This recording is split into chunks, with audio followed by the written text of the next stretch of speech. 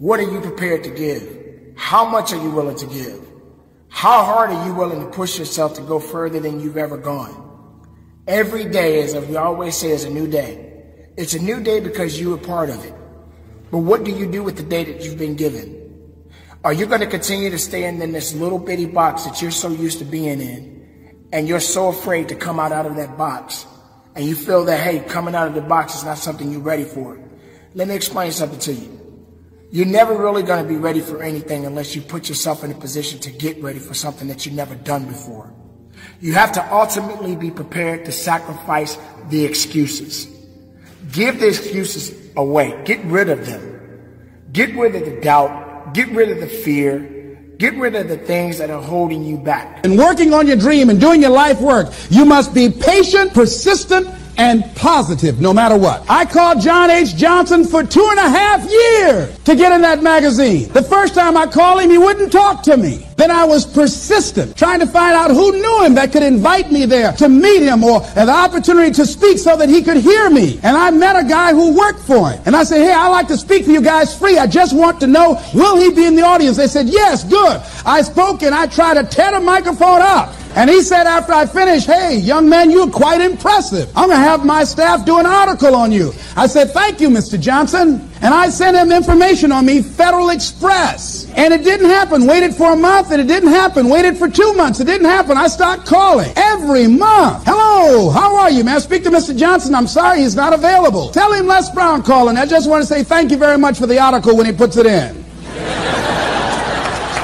I kept on doing it, kept on calling, sending new articles, sending new information on me, kept on upgrading the information on me, sending him thank you letters. Thank you, Mr. Johnson. I was always positive. I could have gotten negative saying, where did you lie to me? Why you going to tell me you were going to put me in the magazine and you didn't do it? I could have got an attitude. Be positive no matter what. Because when you are negative, ladies and gentlemen, you're sending out negative energy and you're blocking your good. So don't send out any negative energy. Don't take it personal. I didn't care what he thought of me, or the staff, that I was a nuisance to them. They get paid to deal with people like me. I wanted to be in that magazine. They got a subscription of 1.7 million people. Ask me, do I care what they think about me? Any sensible, reasonable, intelligent person knows if somebody doesn't call you back after 2.5 years, they don't want to talk to you. Ask me, do I care about that? Results don't lie. I'm in the magazine. Hello, hello, hello. See, a lot of people have an idea or a dream and they give up on it. No, don't do that. Work your dream until it gets hot. Most things don't happen as soon as we think they should happen. The messenger of misery might drop in on you and say hello. Murphy's Law might come by and thump you on the head.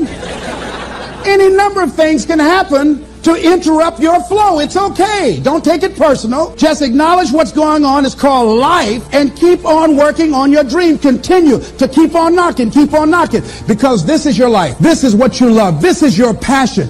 Look at your life right now. If you want to keep on getting what you're getting, keep on doing what you're doing. You've got to be willing to change your ways. Your life is working. If you don't like what you have produced, you're a director, you are the star, you wrote this script, you produced this, whatever it is. If it's a hit, you produced it. If it's a flop, you produced it. Take ownership of it and decide to go back to the drawing board and rewrite the script that you are the star of. You have the power to do that. On this day, you can declare that I'm going to change. As you look back on your life, you can decide that I don't like what I produced here and I want higher ground. I want to begin to experience more love. I want to have more adventure in my life. I want something that gives my life a sense of meaning.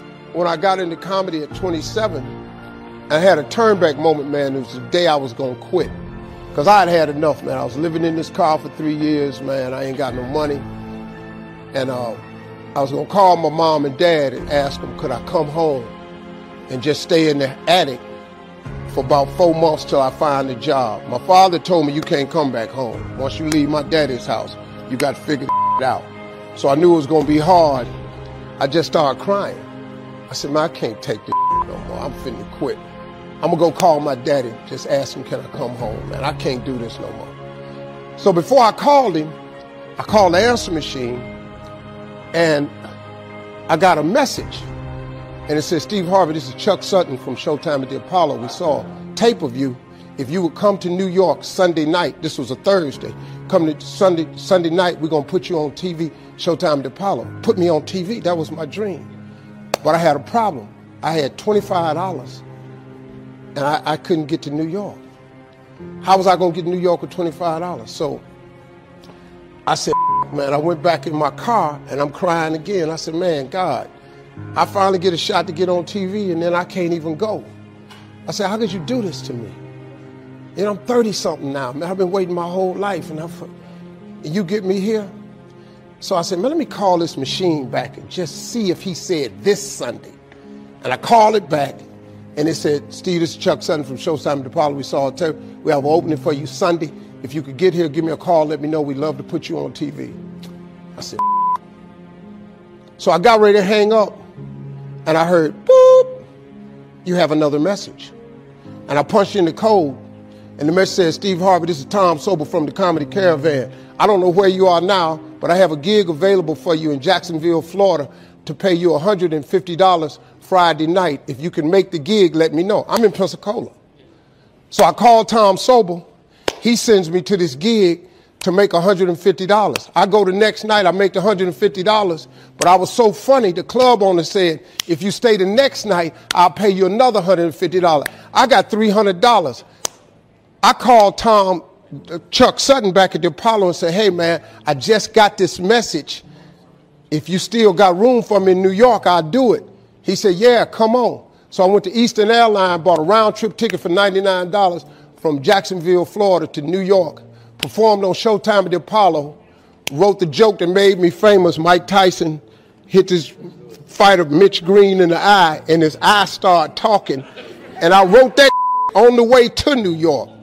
Got a standing ovation on the Apollo. I have been on television ever since that night right there. But keep in mind, greatness comes a lot more work. That means you got to work even harder for you to excel yourself to the next level and beyond. You can't limit yourself because limitations are only going to set you back. It's not going to help you to move forward. A lot of times people tend to get very comfortable with themselves and they are always celebrating the same victories over and over and over again. But the moment they get uncomfortable or they find themselves in a new environment, they either freeze up or they go back. You got to be the person that wants to go a little bit further in whatever it is that you're doing in your life. Remember, as you live, there is opportunity to be greater. That means opportunities are going to continue to come your way. Now, also keep in mind, it's not going to always be a great day for you. There's going to be some days that you're just going to want to quit and throw in the towel. I've been there. You've been there. We've all been there. But it doesn't mean that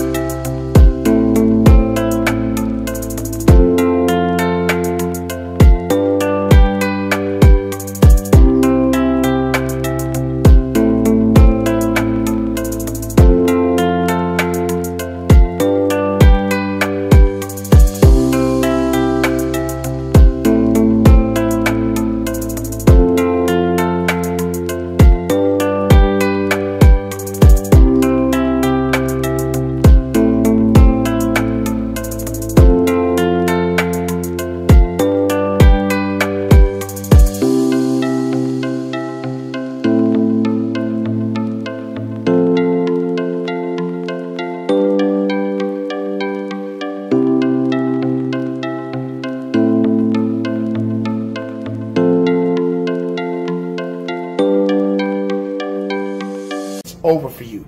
You have got to continue to work diligently on your craft, on you, on who you are, what you are, and ultimately what you want to be in life. Success does not come easy. Success is not going to wait for you. Even when you get to a point where you feel that you've made it, you haven't made enough. That means there's more work to be done.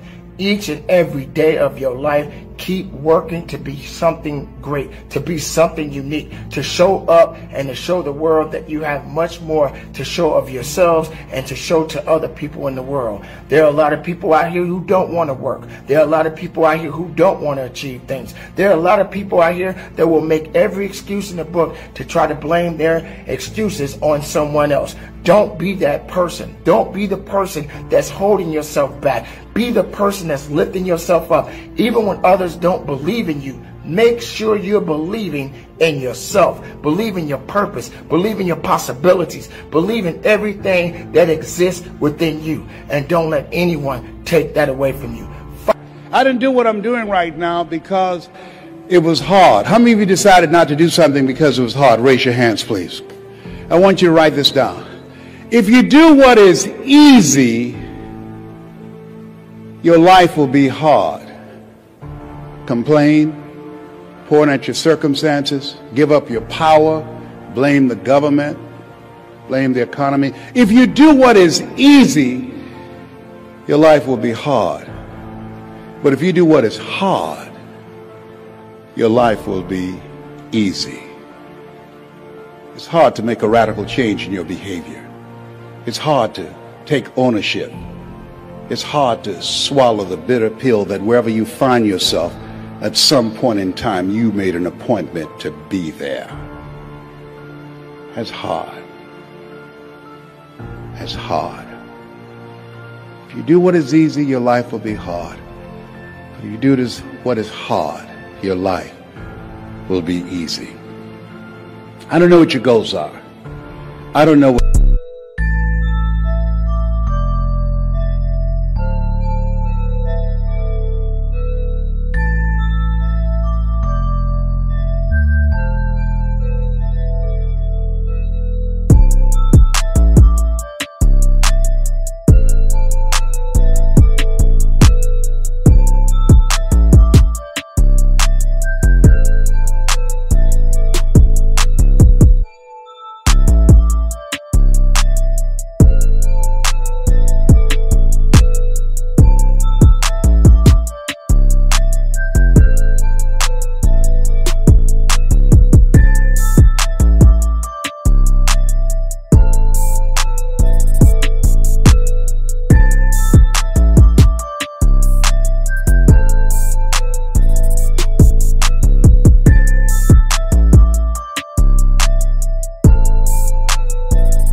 you want to do with your life.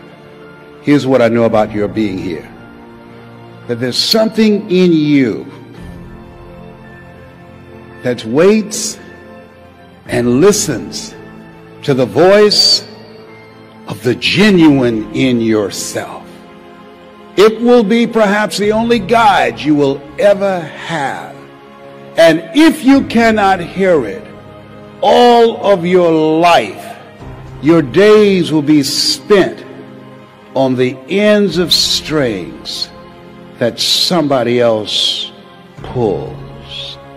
And I submit to you, the reason that you're here is that in your heart of hearts, you've said, I'm going to pull my own strings. I say to you, the reason that you're here is something about you that says, I'm going to control my own destiny.